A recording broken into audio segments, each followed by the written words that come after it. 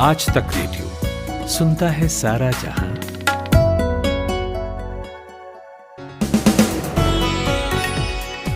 अट्ठाईस मई है आज, दिन हो गया है शुक्रवार। शाम के न्यूज पॉडकास्ट दिन भर में आप सभी का स्वागत। मेरा नाम नितिन ठाकुर है और बिना देर किए शुरू करते हैं आज की खबरों का लेखा जोखा। जिन खबरों पर एक्सपर्ट की राय लेंगे, पहले वो बताता हूं। आज जीएसटी काउंसिल की अहम बैठक चल रही है। कौन से फैसले हो सकते हैं जिन पर पूरे देश की नजर है, वो बताऊंगा। खासकर वैक्सीन को टैक्स फ्री करने को लेकर क्या माथापच्ची हुई और क्यों कहा जा रहा है कि ये बैठक और पहले होनी चाहिए थी। राहुल गांधी आज मीडिया के सामने फिर आए, तो जो कहा वो सुनवाऊंगा और इसके बाद जानेंगे कि 18 से 44 साल की उम्र वालों के लिए वैक्सीनेशन ड्राइव चला था, उसके क्या हालचाल हैं, किन राज्यों ने बढ़िया परफॉर्म किया और कौन से राज्य सुस्त रहे। और आखिरकार दिल्ली अनलॉक की तरफ बढ़ चला है, तो सीएम केजरीवाल की प्लानिंग समझेंगे। लेकिन पहले खुशबू से हेडलाइन सुनते हैं।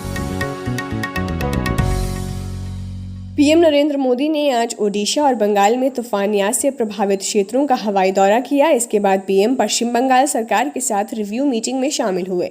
दिल्ली के सीएम अरविंद केजरीवाल ने आज से राज्य में अनलॉक की प्रक्रिया शुरू करने का ऐलान किया है। उन्होंने कहा है कि हम हफ्ते दर हफ्ते जनता के सुझावों और विशेषज्ञों की राय के आधार पर इसी तरह धीरे धीरे लॉकडाउन खोलने की प्रक्रिया जारी रखेंगे, बशर्ते कोरोना फिर से बढ़ने नहीं लगे। केंद्र सरकार ने हर राज्य में कितनी कोरोना वैक्सीन बर्बाद हुई, इसकी आज एक लिस्ट साझा की, जिसमें झारखंड 37.3% वैक्सीन के बर्बादी के साथ पहले नंबर पर है। इसके बाद छत्तीसगढ़ में 30.2% और तमिलनाडु में 15.5% वैक्सीन बर्बाद हुई। ऑक्सीजन कंसंट्रेटर की कालाबाजारी के मामले में आरोपी कारोबारी नवनीत कालरा की जमानत याचिका पर साकेत कोर्ट में आज सुनवाई हुई। सुनवाई में कालरा को बेल नहीं मिली। कल फिर से इस मामले पर सुनवाई होगी। केंद्रीय मंत्री प्रकाश जावड़ेकर ने कहा कि भारत दिसंबर 2021 तक अपने लगभग सभी लोगों को वैक्सीन लगा चुका होगा। उन्होंने दावा करते हुए कहा कि दिसंबर 2021 तक कुल 216 करोड़ वैक्सीन डोज तैयार हो जाएंगी। इसका मतलब हम अपनी 108 करोड़ आबादी को वैक्सीन लगाने में सक्षम होंगे। पहलवान सागर धनखड़ मर्डर केस में आज एक और गिरफ्तारी हुई। दिल्ली पुलिस ने रेसलर सुशील कुमार के साथी रोहित करोर को आज गिरफ्तार किया। जीएसटी काउंसिल की 43वीं बैठक वीडियो कॉन्फ्रेंसिंग माध्यम से हुई, जिसमें मेडिकल इक्विपमेंट जैसे ऑक्सीजन कंसंट्रेटर, पीपीई किट पर जीएसटी घटाने या खत्म करने जैसे अहम बिंदुओं पर चर्चा की गई। और भारत न्यूजीलैंड के बीच 18 जून से होने वाले पहले वर्ल्ड टेस्ट चैंपियनशिप फाइनल को लेकर इंटरनेशनल क्रिकेट काउंसिल ने अपना फैसला सुना दिया है। आईसीसी का कहना है कि मैच ड्रॉ या टाई रहने पर इसका फैसला अलग से नहीं किया जाएगा, बल्कि दोनों टीमों को संयुक्त रूप से विजेता माना जाएगा। फाइनल साउथहैम्पटन के द एजिस बाउल मैदान पर 18 से 22 जून के बीच खेला जाएगा।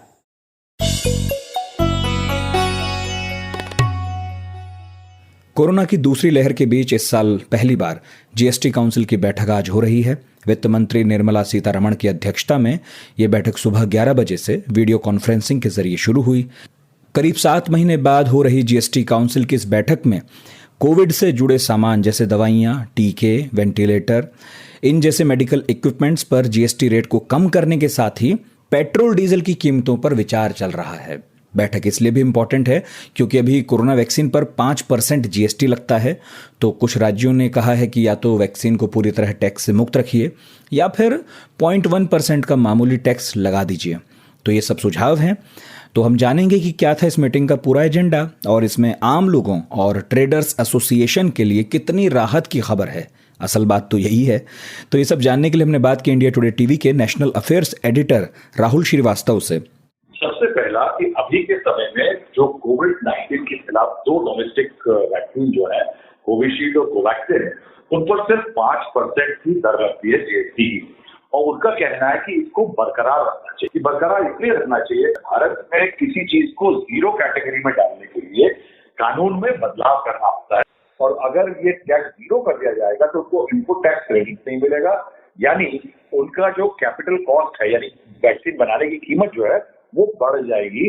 कंज्यूमर्स के लिए एक अच्छी खबर जो है वो ये है कि इस फिटमेंट कमेटी ने एक प्रपोजल दिया है कि इसके तहत में जितने भी आइटम जैसे कि लिक्विड ऑक्सीजन है, ऑक्सीजन कॉन्सेंट्रेटर्स है और ऑक्सीजन ऑक्सीमीटर्स है, इन सब पे अभी तक जो टैक्स लगता था उसमें कमी की बात जो है वो सरकार के इस फिटमेंट कमेटी ने रिकमेंड कर दी। ऑक्सीजन कॉन्सेंट्रेटर पे 12% की जगह 5%, पल्स ऑक्सीमीटर पे 12 की जगह 5, कोविड के जो टेस्ट किट है उन पे भी 12% लगता है, उन पे अगस्त के महीने तक 5%। लेकिन उसी तरह पीपीई किट्स जो है और वेंटिलेटर्स जो है और कोविड ड्रग्स जो है, तमाम चीजें हैं कि इन पे 12% टैक्स ठीक है, क्योंकि ये आम जनता नहीं खरीदती है। वेंटिलेटर पब्लिक कंजम्पशन की चीज नहीं है, इसको अस्पताल खरीदते हैं, सरकारें खरीदती हैं। वैक्सीन जो है बहुत इंपॉर्टेंट, उस पर सरकार का जीएसटी काउंसिल की फिटमेंट कमेटी का कहना है कि जो ज्यादातर वैक्सीन आ रहे हैं वो सरकारें खरीद रही है, भारत सरकार खरीद रही है, राज्य सरकारें खरीद रही है। इस कारण से अगर टैक्स इन पे 5% का लगता भी है तो नुकसान नहीं है। क्यों? क्योंकि सरकारें ही टैक्स दे रही हैं, भर रही हैं, और वो टैक्स जो है वो केंद्र और राज्य सरकार की जेब में ही जाएगा। लेकिन बाकी oxygen concentrator, oxygen, liquid oxygen और पल्स ऑक्सीमीटर, इन पर टैक्स कम होने की बात इस मीटिंग में लगभग तय हो चुकी है। राहुल जी, एक सवाल ये भी वाजिब है कि दूसरी लहर के पीक के वक्त तमाम राज्यों के मुख्यमंत्रियों ने, जिनमें ममता बनर्जी भी शामिल हैं, पीएम को चिट्ठी लिखकर मेडिकल इक्विपमेंट्स पर जीएसटी हटाने की अपील की थी। शायद ये तब होता तो ज़्यादा से ज़्यादा लोगों को फायदा होता। तो ऐसे में क्या ये कहा जा सकता है कि ये मीटिंग और पहले होनी चाहिए थी? जी, ये सवाल सही बनता है। देखिए, क्या है कि अक्टूबर में मीटिंग हुई थी और उसके बाद इसकी अगली मीटिंग मार्च के महीने में, कुछ एजेंडे नहीं बन पाए थे, क्योंकि जीएसटी काउंसिल की मीटिंग जो है वो, जीएसटी काउंसिल सर्वोच्च बॉडी है जहां तक जीएसटी का सवाल है, उसके सामने कोई ऐसे एजेंडे नहीं थे। एजेंडे मार्च के महीने तक नहीं थे। अप्रैल के महीने से जब सेकेंड सर्ज में ज्यादा तेजी आई और पूरे देश में त्राही मची, उस समय पे ऐसा माहौल नहीं था कि जीएसटी काउंसिल की बैठक की जाए। क्यों? क्योंकि राज्य सरकारें अपने आप में इतनी ज्यादा व्यस्त थी कि वो मीटिंग का समय फिक्स नहीं हो पा रहा था। कुछ कदम कीमतों को कम करने के लिए पहले लिए जा चुके थे। तमाम जो ड्रग्स आती है विदेश से, ड्रग्स की कच्चा माल जो आता है, जो इम्पोर्ट होता है, उस पे कस्टम ड्यूटी हटा दी गई थी। इस वजह से मीटिंग की कोई खास नहीं थी। लेकिन अब 2-3 मुद्दे, एक तो इन चीजों के ऊपर टैक्स का डिस्कशन, क्योंकि अभी कोविड-19 कहीं गया नहीं, इसको देखते हुए एक लॉन्ग टर्म टैक्सेशन सिस्टम उन पर कितना कर लगेगा ये तय किया जा रहा है। इसके अलावा एक मुद्दा बहुत बड़ा जो है, सारी इंडस्ट्री और जो जूता है, जो फुटवेयर इंडस्ट्री है, उसके 2 बड़े मुद्दे इस मीटिंग में तय होने वाले हैं। इस मीटिंग को बुलाए जाने का सबब वो भी था कि जीएसटी का जब कानून बना था और जुलाई के महीने में 2017 में वो लागू हुआ था, उसको बनाते समय सरकार, केंद्र सरकार और राज्य सरकारों के बीच में एक फैसला हुआ था कि जिन जीएसटी के आने पे, क्योंकि एक कंजम्पशन टैक्स है, यानी ये टैक्स वहां लगता है जहां पे आप किसी वस्तु को खरीद रहे हैं, ना कि जहां बिक रहा है। इसको लेकर के कई तमाम मैन्युफैक्चरिंग स्टेट जो थे, जैसे महाराष्ट्र, गुजरात, तमिलनाडु, इन सबके रेवेन्यू में कमी आने की आशंका थी। इसको देखते हुए 5 साल तक के लिए एक कॉम्पेंसेशन की बात की गई थी कि इनको कॉम्पेंसेशन मिलेगा, और ये सब चीजें जीएसटी काउंसिल में ही तय होती है। तो ये फंक्शनल कारणों से भी ये जीएसटी की मीटिंग बहुत जरूरी थी। इस कारण से पहले मीटिंग नहीं बुलाई गई, क्योंकि बहुत बड़ा एजेंडा नहीं था। फिर बहुत ज्यादा व्यस्तता रही, सभी सरकारें व्यस्त रही कोविड-19 की शुरुआती सर्ज की, सेकेंड सर्ज को झेलने में, और अब जो आगे आने वाले चैलेंजेस हैं, ये मीटिंग उसके लिए है। जीएसटी काउंसिल की बैठक तो जारी है, लेकिन इस बीच कांग्रेस के पूर्व अध्यक्ष राहुल गांधी आज फिर मीडिया से मुखातिब हुए, सरकार पर हमला बोला। वैक्सीन की कमी पर तो सवाल उठाया ही उन्होंने, सरकार की प्लानिंग पर भी सवाल किए और ये भी कहा कि सोशल डिस्टेंसिंग या मास्क पहनना ये सब एक टेम्परेरी सॉल्यूशन है, परमानेंट सॉल्यूशन तो वैक्सीन ही है और उसकी ही तरफ सरकार का ध्यान नहीं है। उन्होंने कहा कि अगर वैक्सीन पर सही फैसले नहीं लिए गए तो दूसरी तीसरी के बाद कई लहर और आ सकती हैं। अपने बयान में राहुल ने प्रधानमंत्री को नौटंकीबाज तक कहा, सुनाते हैं। फर्स्ट वेव ठीक है, उसमें बात समझ नहीं आई, वो अलग चीज है, मगर ये जो सेकंड वेव है ये प्रधानमंत्री की जिम्मेदारी है। प्रधानमंत्री ने जो नौटंकी की, प्रधानमंत्री ने जो अपनी जिम्मेदारी पूरी नहीं की, इसका कारण सेकंड वेव है। और जो झूठ बोला जा रहा है, और मैं क्लियरली बता रहा हूं कि जो हमारी डेथ रेट है वो झूठ है और सरकार इस झूठ को फैला रही है। ये झूठ फैलाने का समय नहीं है। अगर हमें कोरोना से लड़ना है तो हमें सच्चाई समझनी पड़ेगी और सरकार को सच्चाई बतानी चाहिए। वैसे विपक्ष का काम सरकार के काम में मीन मेख निकालना होता ही है, और वो ऐसा ना करे तो विपक्ष कैसा। लेकिन ये भी सच है कि वैक्सीनेशन ड्राइव उस तरह चला नहीं जैसी सब उम्मीद कर रहे थे, खुद सरकार भी। 1 मई से जब वैक्सीनेशन अभियान में विस्तार हुआ और 18 से 44 साल के लोगों को भी इसमें शामिल किया गया, तब यही लगा था कि अभियान और तेजी पकड़ेगा। टीका उत्सव की भी बात हुई, लेकिन आंकड़े जो हैं वो कुछ और कहानी कहते हैं। इन आंकड़ों पर बात करेंगे, मगर पहले कोरोना केसेस जो घटे उन पर बात हो जाए। 44 दिनों में सबसे कम केस कल आए, 24 घंटों में 1,86,364। तो सबके मन में अब यही सवाल है कि क्या सेकेंड वेव का पीक चला गया? यही सवाल हमने पूछा डेटा इंटेलिजेंस यूनिट के डेटा जर्नलिस्ट सम्राट समर्थ से। हाँ, पीक एक ऐसी चीज है जो कि गुजरने के बाद ही पता चलता है कि हाँ, पीक अब गुजर चुका है। 8 मई को आखिरी बार 4 लाख से ज्यादा का आंकड़ा न्यू केसेस टच किया था। 8 मई के बाद से अभी तक 4 लाख का आंकड़ा क्रॉस नहीं किया। इनफैक्ट 15 मई तक 3 लाख का आंकड़ा मैक्सिमम था। अब वो 15 मई के बाद वो 3 लाख से भी घट गया, यानी 8 मई के बाद वो 4 लाख से घट गया और फिर 15 मई के बाद वो 3 लाख से घट गया। और कल वो 27 मई को जो केसेस थे वो 2 लाख के भी नीचे आ गया। वो कल के डेट में 1,86,000 कुल नए केसेस थे इंडिया में। तो इससे कह सकते हैं कि जो पीक है वो अब गुजर गया है, और इसकी पुष्टि सरकारों ने भी की है और ये आंकड़े भी यही बता रहे हैं। इसके साथ अगर डेथ का भी नंबर आप देखें तो डेथ भी अब धीरे धीरे घट रहा है, क्योंकि सीधे तौर पर आप न्यू केसेस के साथ डेथ को नहीं जोड़ सकते, क्योंकि एक बार जब आदमी इन्फेक्ट होता है तो अगर डेथ भी होती है तो कुछ दिनों के बाद होती है। डेथ के आंकड़े रिफ्लेक्ट होने में थोड़ा टाइम लगेगा, पर पीक तो गुजर चुका है जी। अच्छा सम्राट, बात हम वैक्सीनेशन ड्राइव की भी कर रहे थे। मैं कह रहा था अभी कि अभी ये वैक्सीनेशन ड्राइव जो है उस तरह तो नहीं चली जैसी सब उम्मीद कर रहे थे। तो ये बताइए कि कौन से राज्य हैं जो 18 से 44 साल के लोगों को वैक्सीन लगाने में सबसे ज़्यादा आगे रहे, और फिर ये भी बताइए कौन से पीछे रहे।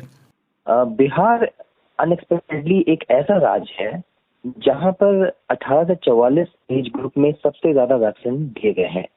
पर हम जब इस पैमाने को देखते हैं तो इसको पॉपुलेशन के हिसाब से अगर नाप कर देखें तो वो ज्यादा सटीक होता है। उस लिहाज से दिल्ली अभी नंबर 1 पर है, जो 10% से भी ज्यादा पॉपुलेशन जो उसका 18 से 44 का एज ग्रुप है उसको इनोक्यूलेट कर चुका है। दिल्ली के बाद आता है राजस्थान और उसके बाद से तीसरे नंबर पर बिहार आता है। अगर बात करें कि पीछे कौन रह गए हैं तो तमिलनाडु, केरला, पश्चिम बंगाल, महाराष्ट्र, ये स्टेट थोड़े पीछे रह गए हैं। तमिलनाडु और महाराष्ट्र का पीछे रहना चिंता की बात इसलिए भी है क्योंकि यही 2 राज्य हैं जो टॉप 3 पर जहां पे सबसे ज्यादा डेली केसेस आ रहे हैं वो है। यहाँ पर अगर वैक्सीनेशन की रफ्तार कम है तो ये एक चिंताजनक बात है। अच्छा, वैक्सीनेशन लगाने के मामले में पिछले 3-4 महीने के आंकड़े क्या कह रहे हैं ये बताइए, और वैक्सीनेशन ड्राइव धीमा कहाँ हुआ और इसकी वजह क्या रही? पिछले 1 महीने की अगर आप बात करें तो अगर आप सिर्फ मई में देखें तो 18 से 44 साल का जो एज ग्रुप था उसको वैक्सीनेट करने का सिलसिला चालू हुआ था। इसके बाद भी एक नए ग्रुप के खुलने के बाद भी जो वैक्सीनेशन का पेस है वो पिछले महीने के मुकाबले इस महीने काफी कम हुआ है। पिछले महीने का जो एवरेज डेली वैक्सीनेशन था वो 29 लाख था और इस महीने वो लगभग 10 लाख कम हो गया एक दिन में। इस महीने मई में एवरेज डेली वैक्सीनेशन सिर्फ 19 लाख है। सिर्फ दिल्ली और आसाम 2 ऐसे स्टेट्स हैं जहां पर एवरेज डेली वैक्सीनेशन बढ़ा है। आसाम में 16% बढ़ा है, दिल्ली में 12% बढ़ा है। पर उसके अलावा ज्यादातर राज्य जो है उसमें इसमें बहुत तेजी से गिरावट आई है। तेलंगाना की बात करें तो 71% से ज्यादा की गिरावट आई है डेली वैक्सीनेशन में पिछले महीने से इस महीने की तुलना करें तो। इसी तरह से छत्तीसगढ़ में 56.5% की गिरावट, उड़ीसा में 49.2% और केरल में 59.1% की गिरावट आई है। तो ये काफी चिंताजनक है कि एक नया एज ग्रुप खुलने के बाद भी जिसमें काफी संख्या में लोग हैं उसके बाद भी डेली वैक्सीनेशन का जो एवरेज है वो कम हुआ है, बजाय कि बढ़ना चाहिए।